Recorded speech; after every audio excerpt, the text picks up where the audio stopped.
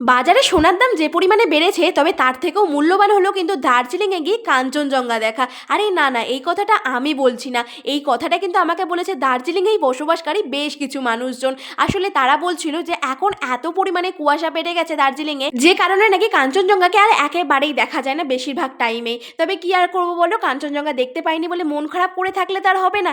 জীবনে একবারই যে কোনো জায়গায় ঘুরতে যাবো সেটাকে তো প্রাণ খুলে এনজয় করে নিতে হবে নাকি। তাই ওখানে থাকা সুন্দর এই চা বাগানটাতে অনেক ছবি আর ভিডিও তুলে এনেছিলাম শুধুমাত্র তোমাদের সাথে শেয়ার করব বলে। আর তারপরেই তো বেশ কিছুক্ষণ সময় কাটানোর পরে আবারও রোপওয়ে ধরে চলে এলাম কিন্তু রোপওয়ের এপারে। আর এসেই তো প্রচণ্ড পরিমাণে খিদে লেগে গেছিলো, তবে সেটা পেটের না চোখের সেটা বলতে পারবো না।